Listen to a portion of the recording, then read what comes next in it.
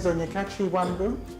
I'm Executive Director of the African Foundation for Development, an organization that was set up to enhance and expand the contributions that Africans in the diaspora make to Africa's development.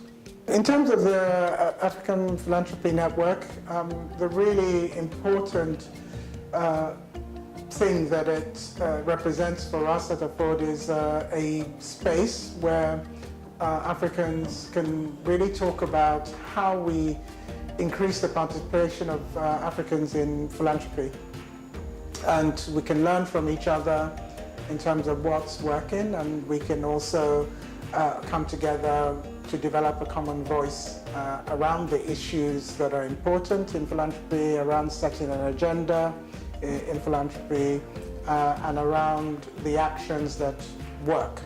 Good things are just meeting others who are, struggling and facing the same challenges that you are, and also learning from them how they've overcome those challenges, relationships with funders in the north, relationships with our beneficiaries in terms of how we, justify the work that we're doing, and then also different ways of thinking about how we might fund our activities. So that all of that has been really, really useful and important learning opportunities.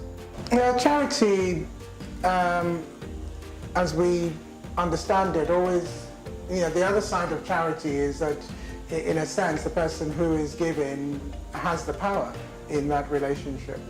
And so, we, as a diaspora organization, we face some of those challenges.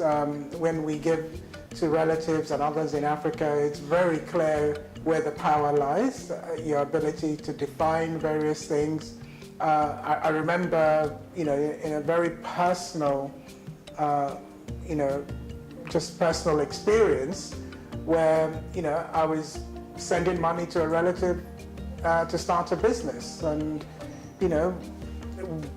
we went back to the ancestral village. There wasn't there was an outhouse which was, a distance away from the house. That was a bit inconveniencing for me. So, and the rest of the people coming in from Europe. So you say to the relative, why don't you put an inside toilet, a flushing toilet, and he goes quiet, and you say, can you do that? And he says, well, I'd rather spend the resources on growing my business rather than, putting in an inside toilet. And then you need to then sit down and think, well, okay, some of the money is coming from me. Do I want to let him set his agenda, or will I insist that he puts in this flush toilet inside the house that will only be used probably, once every year when you return for 2 weeks? In the end, you sit down and you think, well, we've said that we wanted to encourage him to set his own agenda, to work out his own priorities. In the end, we said, okay, put the money into your business. Then, when we come back every 2 weeks for the year, we'll go out and walk to the outhouse. So when you're giving people, there is this relationship about power, and it doesn't matter whether the people giving are from Europe or you're giving to relatives and others. How you negotiate that is very, very important. And if you're going to give, and the objective of your giving is to enable people to empower themselves, then you have to trust people to make their decisions, even if sometimes they're the wrong decisions.